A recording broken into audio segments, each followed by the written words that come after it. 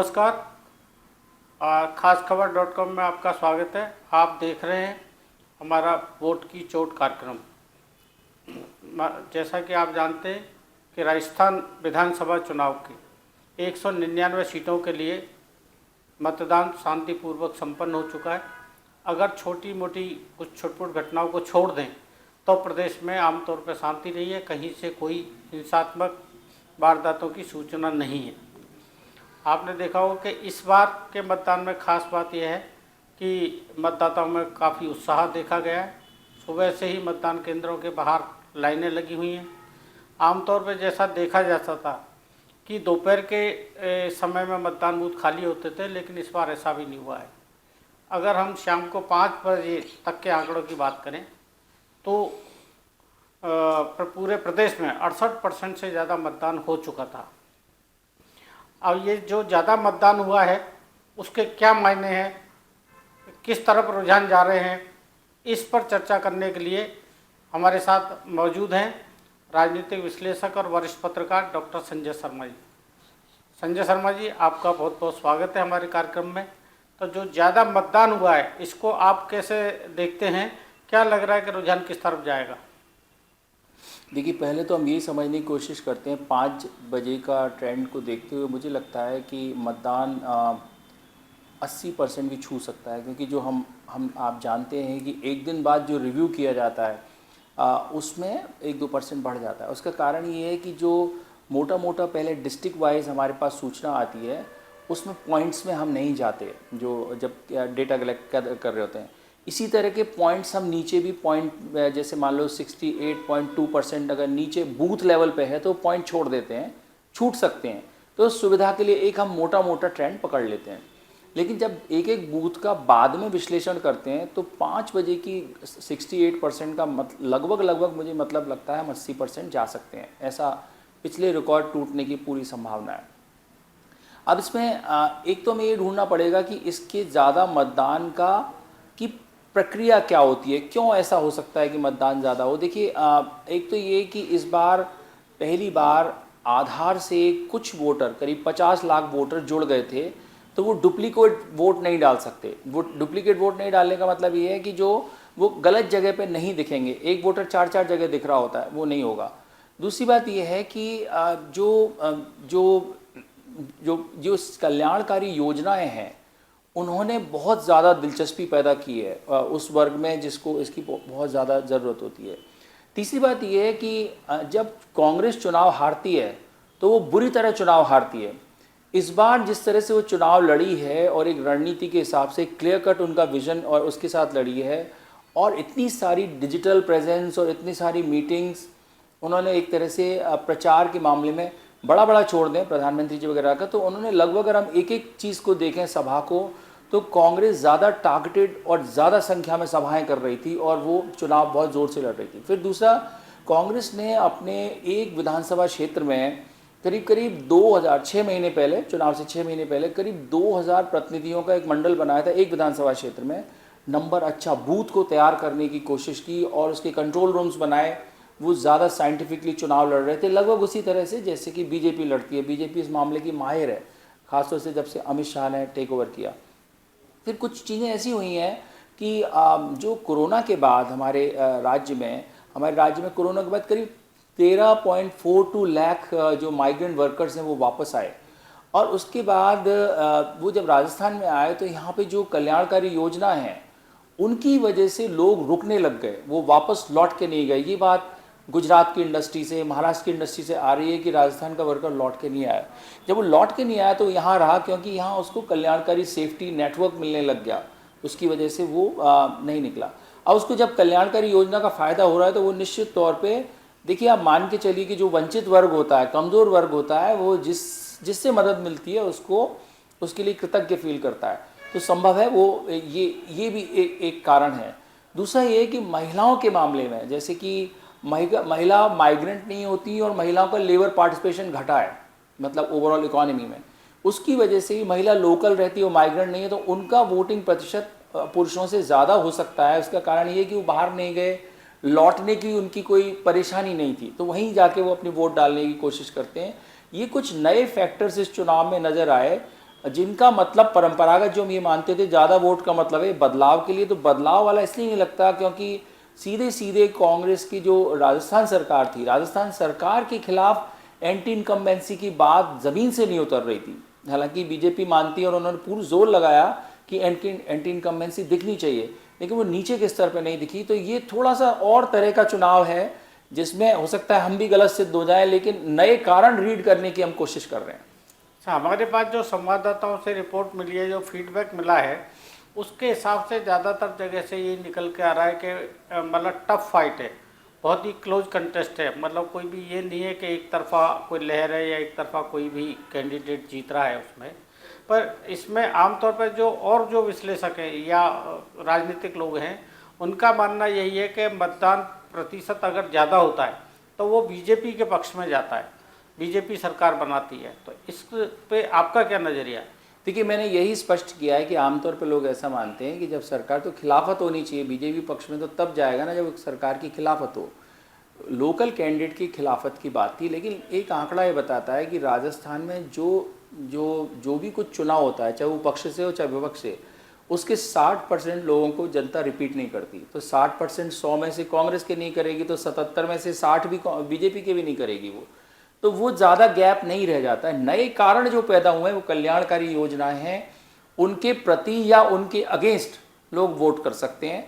और जो पोलराइजेशन होता, एक और बात मैं आपको बड़ी दिलचस्प इस मामले में कहूँ कि मुझे ऐसी आशंका है कि जिस तरह से कांग्रेस ने चुनाव लड़ा है, जो इंडिपेंडेंट कैंडिडेट्स हैं और जो दूसरी पार्टी हैं, वो अपने आप को सिमटा हुआ महसूस करेंगे। क्योंकि देखिए, ऐसा होता है कि बीजेपी के पास एक क्लियर कट सोच है, एक क्लियर कट कार्डर है, हिंदुत्व, और जो दूसरी पार्टी है वो कल्याणकारी सोच के अलग अलग छोटे छोटे मुद्दों पे बात करती हैं।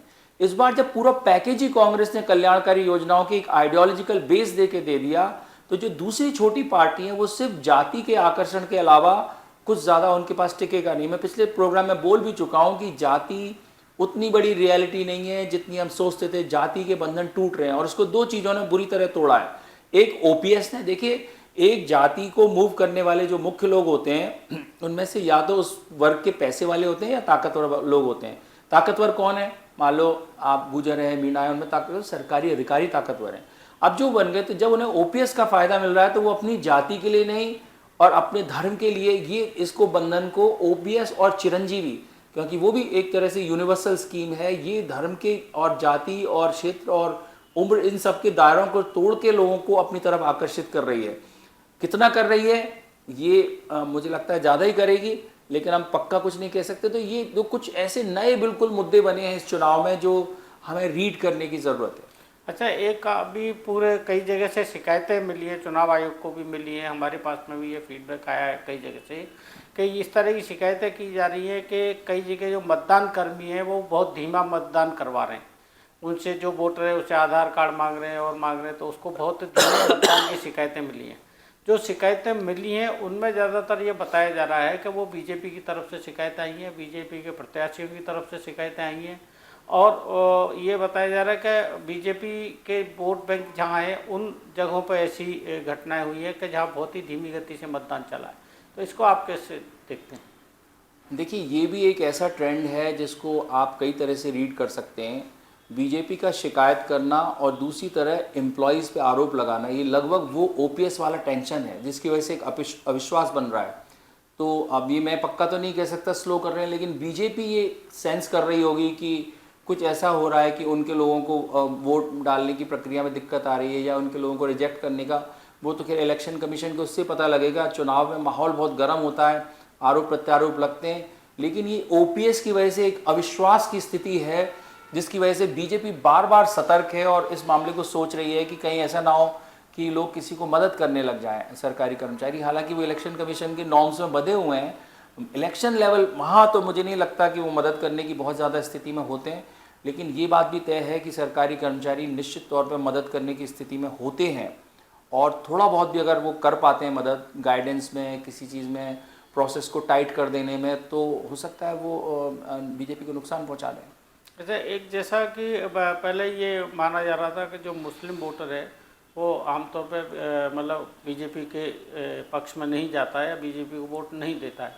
आज की पोलिंग के जो आंकड़े आ रहे हैं उसमें मैं अगर एक मोटे तौर पर दो विधानसभा क्षेत्रों की बात करूं तो आप अच्छी तरह से परिचित हैं। भरतपुर ज़िले में एक कामा विधानसभा क्षेत्र है और एक दूसरा नगर है। ये दोनों ही विधानसभा क्षेत्र जो है मेव बहुल हैं, मेवात से जुड़े हुए इलाके हैं। इन दोनों इलाकों में शाम को जो 5 बजे तक का हमारे पास आंकड़ा उपलब्ध था उसमें 73% से ऊपर जो है पोलिंग हो चुकी थी। बाकी और जो 5 विधानसभा क्षेत्र हैं वहाँ के, उनमें 65% 66% का वो आंकड़ा था। तो इसको आप कैसे देखते हैं? देखिए, परंपरागत रूप से आप और हम जानते हैं कि कामा तो खास तौर से बहुत ही तनावपूर्ण चुनाव से गुजरता है, बार बार जब भी होता है वहाँ पे।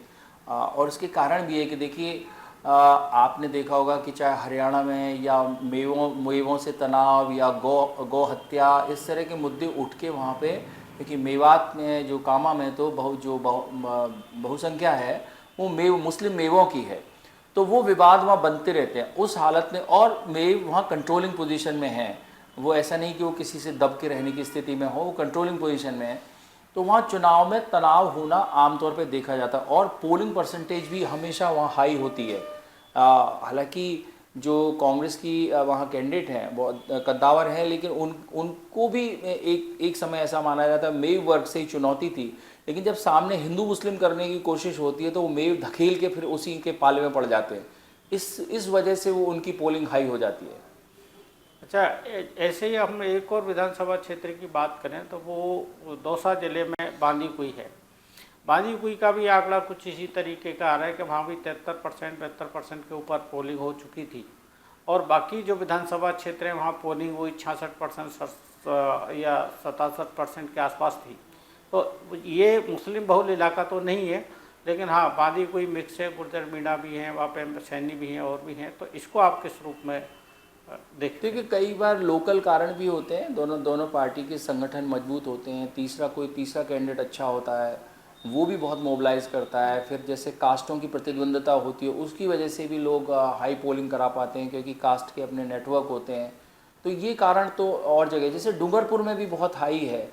वहाँ मैं ऐसा मानता हूँ कि डूंगरपुर, मेरे जो बात कह रहा था कि लाभार्थी वाली जो वेलफेयर स्कीम्स हैं, उनकी वजह से जो डूंगरपुर का जो गरीब मजदूर था, जो ट्राइबल था, उसे वो वापस लौट आया और वो वापस गया नहीं होगा। दूसरी बात ये है कि वहाँ ट्राइबल पार्टीज़ ने बहुत दिलचस्प चुनाव को बना दिया है। वहाँ पे दो जो ट्राइबल पार्टी हैं वो काफ़ी स्ट्रॉन्ग प्रेजेंस दिखा रही हैं, और बीजेपी कांग्रेस और है साथ में। तो 4-4 लोगों के एजेंट जब घर घर पहुँचेंगे तो आप वोटर को बाहर निकाल के ला ही पाएंगे।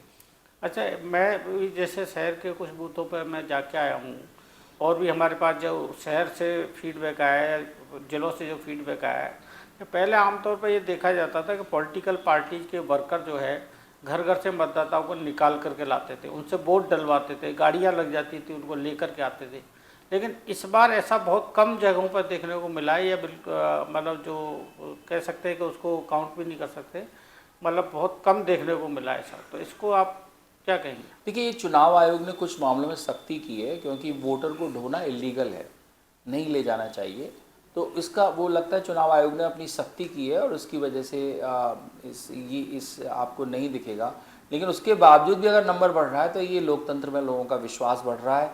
या लोकतंत्र से भी ज़्यादा मैं तो फिर से कहूँगा, नया कारण वेलफेयर स्कीम्स हैं। लोगों को अपने स्टेक्स लगते हैं कि भाई अगर हमने वोट डाला या नहीं डाला तो ये चीज़ हो जाएगी या नहीं होगी। इस बात पे ये चुनाव को फंसा दिया, जो दोनों तरफ से डर फैलाया गया। जैसे कि हमने देखा है कि कांग्रेस ने कहा कि अगर आपने ओपीएस नहीं दिया, ओपीएस बंद करानी है तो आप कांग्रेस को वोट मत दो, क्योंकि यहीं से शुरू हुआ था सारा मामला देश भर में। चिरंजीवी बंद करानी है तो आप कांग्रेस को वोट मत नहीं दोगे तो वो बंद हो जाएगी। इस तरह की जो बात हो रही है। या दूसरी तरफ बीजेपी बात कह रही है कि महिलाओं का उत्पीड़न अगर आपको अगर चलते रहने देना है, या कन्हैया लाल जैसी घटनाएं चलते रहने देनी है, तो आप बीजेपी को वोट डालिए अगर आपको इसको इन चीज़ों को रोकना है। तो दोनों तरफ से वो डर की जो राजनीति है उसको खेला जा रहा है। तो जो डर की राजनीति है दोनों तरफ से खेली जा रही। बीजेपी ने राष्ट्रवाद का मुद्दा भी उठाया, बीजेपी ने हिंदुत्व का मुद्दा भी उठाया, भ्रष्टाचार का मुद्दा भी उठाया। तो आपको क्या लगता है कि जो वोटर है ये भावुक मुद्दों की तरफ नहीं जाएगा, या भ्रष्टाचार उसके लिए कोई इफेक्ट नहीं करता है आम वोटर को? देखिए, भावुकता का मुद्दा तब तक तो चल जाता है जब सीधा सीधा मेरे स्वार्थों पे असर नहीं पड़ता है। अगर मेरे स्वार्थ पे कोई चीज़ का असर पड़ेगा तो आप कितनी भी भावुकता कर लीजिए, ज़्यादातर वोटर स्वार्थ की तरफ जाएंगे। अब जो पहले होता था उसमें क्या होता था कि जैसे टारगेटेड स्कीम्स होती थी, गरीब आदमी के लिए है, देश में गरीब 12-14% रह गया है। अब जो जब से राजस्थान में अशोक गहलोत ने यूनिवर्सल स्कीम्स बनाई हैं, तो ये आप अगर हिंदू की बात करते रहोगे तो आपको हिंदू, ऐसा तो है नहीं कि हिंदू चिरंजीवी योजना नहीं लेंगे या हिंदू ये कह देंगे हमें ओपीएस नहीं चाहिए, तो वो हिंदू ही तो है, बहुसंख्या तो हिंदू की है, तो उसके ज़्यादा प्रभावित होने के चांस रहते हैं कि उसको मिल क्या रहा है सौदे में। हिंदू वाला भी बात है, तो इसमें से बिल्कुल जो कट्टर होंगे वो सब मिलने के बावजूद भी कट्टरता की तरफ रहेंगे, लेकिन कट्टर लोग पूरे समाज में 10-12% से ज़्यादा नहीं होते हैं। अभी भी इतने सब कुछ कट्टरता फैलाने के बावजूद भी नहीं होते हैं। बाकी लोग ऐसे होते हैं जो सहानुभूति रखते हैं उस मुद्दे से, लेकिन अगर उन्हें लगा कि मेरे तो ये चीज़ छिन जाएगी सहानुभूति के चक्कर में, तो वो सहानुभूति छोड़ देंगे। अच्छा, एक और जो बात है वो राजनीतिक दलों की तरफ से भी आई है, कांग्रेस की तरफ से भी कही गई है कि ये विधानसभा का चुनाव है। तो विधानसभा का चुनाव जो है, यहाँ एक तरफ हमारे सामने अशोक गहलोत का चेहरा है, दूसरी तरफ प्रधानमंत्री नरेंद्र मोदी के चेहरे पे चुनाव लड़ा गया है बीजेपी की ओर से। तो गहलोत का कहना ये है कि मोदी तो यहाँ आकर के मुख्यमंत्री बनेंगे नहीं, मैं तो आपके बीच में ही रहूँगा। तो जब वोटर वोट डालने जाता है उसकी साइकोलॉजी क्या होती है कि क्या इसमें वो मुख्यमंत्री का चेहरा ध्यान में रखता है? वो तो अपनी स्कीम याद रखेगा। अगर और स्कीम गहलोत ने ऑफर करी है तो उन्हें गहलोत याद रहेगा, प्रधानमंत्री जी को तो वो स्कीम चलानी नहीं है। तो मुझे नहीं लगता, वो फिर से एक कोर वोटर होता है पार्टी का, जो हार्ड लाइन है, जो मोदी जी के ही चेहरे पे चलता है किसी भी हालत में, जो बीजेपी की तरफ ही चलता है। लेकिन वो वोटर इतना बड़ा नहीं होता है जितना हम अनुमान लगाते हैं। वो जनरल वोटर में जुड़ जाता है तो वो ताकतवर बन जाता है। वो 10-12% वोटर होता है वो, और वो वोटर इतना डिफरेंस नहीं कर पाएगा जितना कि स्कीम। देखिए, गहलोत भी महत्व नहीं रखते। गहलोत इस स्कीम से पहले एक अलग लीडर थे जिनको कूड़ेदान में डालना आसान हो सकता था, लेकिन स्कीम के बाद गहलोत जनता और कांग्रेस दोनों की नज़र में एक अलग स्टार हैं, और उनको अब आप इग्नोर नहीं कर सकते। उनकी स्कीम्स की वजह से ही अगला लोकसभा चुनाव कांग्रेस इसी मॉडल को लेके मोदी जी के सामने खड़ा करेगी, और उसी के आधार पर वो उनसे प्रश्न पूछेगी। तो ये स्कीम्स हैं, ये देश भर इनको समझने लग गया है और इनके बारे में बात कर रहा है। ओपीएस के मामले में देश भर में एक आंदोलन चल रहा है और वो सबको पता है कि सबसे पहले गहलोत ने लागू किया। चिरंजीवी के बारे में पूरा देश में चर्चा होती है जी। तो इस तरह की चीज़ से मुझे लगता है कि जो वो लिमिटेशन, और आप इसीलिए देखिए कि बूथ पे जो फ्रस्ट्रेशन और नेगेटिव बातें आ रही हैं वो ज़्यादातर बीजेपी की तरफ से आ रही हैं। कभी वो एम्प्लॉयज़ पर डाउट कर रहे हैं, कभी वो इस तरह की शिकायत कर रहे हैं। बीजेपी आमतौर पर ज़्यादा एग्रेसिव पार्टी होती थी, अब वो फ्रस्ट्रेटेड प्रेजेंस दिखा रही है।